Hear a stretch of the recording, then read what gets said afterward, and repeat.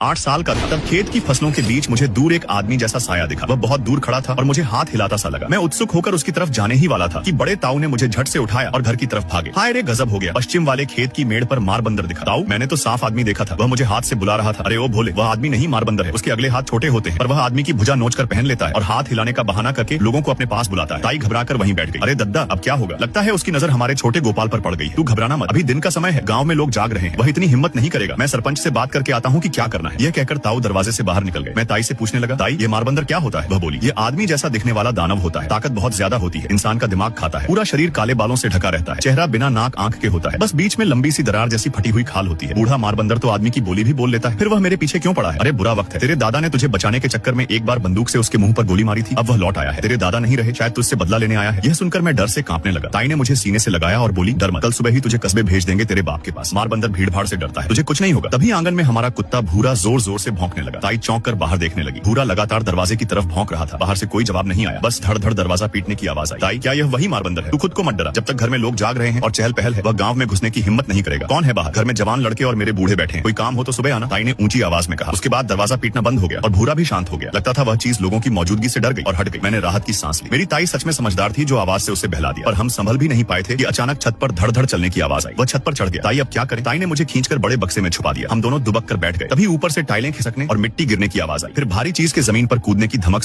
पर हम संभल भी नहीं पाए थे कि अचानक छत पर धड़ धड़ चलने की आवाज आई। वह छत पर चढ़ गया। ताई, अब क्या करें? ताई ने मुझे खींचकर बड़े बक्से में छुपा दिया। हम दोनों दुबक कर बैठ गए। तभी ऊपर से टाइलें खिसकने और मिट्टी गिरने की आवाज आई। फिर भारी चीज के जमीन पर कूदने की धमक सुनाई दी। मैं डर के मारे कांप रहा था और ताई ने मेरा मुंह दबा रखा था। बाहर भूरा फिर से भौंकने लगा। कमरे के भीतर ट्रैक्टर जैसी घरघराती सांस की आवाज गूंजने लगी। हवा में सड़ी मछली और गल चुके मांस जैसी बदबू भर गई। वह चीज पहले कमरे में इधर उधर घूमी, फिर चारपाई पर चढ़ी और थक थक कर चारपाई पीटने लगी। पहले मुझे लगा जैसे कोई दरवाजा खटखटा रहा हो, पर जब आवाज हमारे पास आने लगी तो समझ आया कि वह ठोक कर पता कर रहा है कि कहाँ खोखला हिस्सा है जहाँ कोई छिपा हो सकता है। वह बहुत चालाक था। उसने ताई की बात समझ ली थी कि घर में लोग हैं, इसलिए छत से अंदर घुस आया और अब आवाज की गूंज से पता लगा रहा था कि हम कहाँ छिपे हैं। मेरी आंखों में डर के मारे आंसू भर आए। लगा अब बचना मुश्किल है। आखिरकार हमारे बक्से पर भी थक की अलग आवाज आई। उसे समझ आ गया कि अंदर कोई है। वह खी खी करके ऐसी हंसी हंसा जैसे कोई शिकार मिल गया हो। ऊपर का लकड़ी का पट्टा जोर से खींचा गया और उसमें दरार पड़ गई। ताई ने ऊपर की कुंडी को पूरी ताकत से पकड़े रखा ताकि वह खोल न सके। उसने समझ लिया कि अंदर कोई पकड़े हुए है। वह जोर से गरजा और ताकत लगाने लगा। हमारी ताकत कम पड़ रही थी। पट्टा खुलने ही वाला था कि मैं डर के मारे चिल्ला पड़ा, बचाओ बचाओ, कोई है क्या? वह जोर से गरजा और ताकत लगाने लगा। हमारी ताकत कम पड़ रही थी। पट्टा खुलने ही वाला था कि मैं डर के मारे चिल्ला पड़ा, बचाओ बचाओ, कोई है क्या? तभी खिड़की का शीशा टूटने की आवाज आई। कुछ अंदर कूदा। वह भूरा था। उसने रस्सी तोड़ दी थी और खिड़की से कूदकर हमें बचाने आया था। मारबंदर गरजा और तुरंत भूरा दर्द से चिल्लाया। मुझे लगा अब भूरा मारा जाएगा। तभी बाहर से ताऊ की आवाज आई, दरवाजा खोलो जल्दी, दद्दा बचाओ, मारबंदर घर में घुस आया है। फिर बाहर ढोल नगाड़ों और थालियां पीटने की इतनी तेज आवाज गूंजने लगी जैसे होली दिवाली से भी ज्यादा शोर हो। मारबंदर की दहाड़ धीमी पड़ गई। फिर छत की बल्ली टूटने की आवाज आई। आंगन से लोगों की चीख सुनाई दी। अरे बाप रे, ये क्या चीज है? कुछ देर बाद सब शांत हो गया। मारबंदर भाग चुका था। गांव के लोग आंगन में जमा होकर तरह तरह की बातें करने लगे। किसी ने कहा, उसकी हिम्मत देखो, शाम ढल्ले घर में घुस आया। तभी गांव के बूढ़े बुधराम बोले, वह सीधे गोपाल के पीछे आया है, इसे तुरंत कस्बे भेज दो। ताऊ बोले, अभी कैसे भेजें? रात होने वाली है। बैलगाड़ी से कस्बे तक 4 घंटे लगते हैं। अगर रास्ते में उसने पीछा कर लिया तो बच्चा नहीं बचेगा। सरपंच भी पता नहीं कहाँ गया। अगर उसकी मोटरसाइकिल मिल जाती तो अंधेरा होने से पहले पहुंच जाते। फिर ताऊ बोले, आज रात यहीं पहरा देंगे। मैं नहीं मानता। 7-8 जवान मिलकर एक मारबंदर को नहीं मार सकते। बुधराम बोले, वह बहुत चालाक है। गोपाल के दादा जैसे होशियार शिकारी को भी खा गया था। 10 आदमी भी पड़ जाएं तो जरूरी नहीं उसे मार सके। ताऊ ने गुस्से में कहा, हम कोई कच्चे खिलाड़ी नहीं है। गांव के सब मर्द यहीं रुकेंगे। सबने हामी भरी और वहीं डेरा डाल दिया। लेकिन भोर के करीब 4 बजे तक बाहर सन्नाटा ही रहा। मारबंदर का कोई अता पता नहीं चला। उसका आने का कोई निशान नहीं था। ताऊ से किसी ने पूछा, दद्दा, क्या मारबंदर अब नहीं आएगा? ताऊ बोले, मारबंदर की फितरत लालची होती है, जिस पर नजर गड़ा दे उसे खाए बिना नहीं छोड़ता। थोड़ी देर बाद आंगन के बाहर फिर हलचल हुई। धड़ धड़ दरवाजा पीटने की आवाज आई। ताऊ झटके से उठकर बैठ गए और इशारे से सबको तैयार रहने को कहा। सब लोग हथियार जैसी जो भी चीज हाथ लगी उठाकर दबे पांव दरवाजे की तरफ बढ़े। फिर से खटखटाहट हुई और बाहर लगी। उठाकर दबे पांव दरवाजे की तरफ बढ़े। फिर से खटखटाहट हुई और बाहर से आवाज आई, अरे दरवाजा खोलो। ताऊ ने पूछा, कौन है? बाहर से जवाब आया, मैं हूँ, दरवाजा खोलो। गांव का मुखिया हूँ, तुम्हें मोटरसाइकिल देने आया हूँ। ताऊ चौंके। इस वक्त मोटरसाइकिल देने कौन आता है? दिन भर तो मुखिया दिखा नहीं, उसे कैसे पता कि हमें गाड़ी की जरूरत है? बाहर से फिर आवाज आई, हाँ मैं ही हूँ, जल्दी दरवाजा खोलो, देर मत करो। एक आदमी बोला, जल्दी अंदर बुला लो, बाहर खतरा है। तभी लंगड़े बुधराम ने सिर हिलाया और कहा, नहीं, ये इंसान की आवाज नहीं लगती, बाहर मत निकलो। तभी एक जवान लड़का बोला जिसका नाम था रघु। वह मुखिया का भतीजा था। वह झल्ला कर बोला, बुधराम तुम्हारा मतलब क्या है? क्या मेरे चाचा को बाहर मरने दो? बाहर मारबंदर घूम रहा है, तुम चाहते हो वह उन्हें खा जाए? बुधराम गरज कर बोला, ध्यान से सुनो, क्या यह सच में मुखिया की आवाज लग रही है? दिमाग तो ठिकाने है तुम्हारा। रघु हंस पड़ा और बोला, बुधराम तुम्हें अब भी रंज है कि मेरे चाचा की वजह से तुम्हारी टांग टूटी थी। भलाई का जमाना नहीं रहा, जो मरना चाहता है मरे। मैं दरवाजा खोलता हूँ। मेरी ताई भी घबराई हुई बोली, रघु जरा संभल कर, मुझे भी आवाज ठीक नहीं लग रही। रघु बोला, ताई आप भी इनकी बातों में आ गई, मेरे चाचा को पहचानती नहीं क्या? इतना कहकर उसने घर का दरवाजा खोला और सीधे आंगन के फाटक की तरफ बढ़ गया। ताऊ दुविधा में थे। अगर सच में मुखिया मोटरसाइकिल लेकर आया हो और हमने उसे बाहर खड़ा रखा तो बड़ी बेइज्जती होगी, लेकिन अगर वह मारबंदर भेष बदल कर आया हो तो सबकी जान खतरे में पड़ जाएगी। तभी बुधराम जोर से चिल्लाया, दद्दा दरवाजा बंद करो, ये लड़का अपनी मौत बुला रहा है, हम उसके साथ मरने नहीं जाएंगे। थोड़ी देर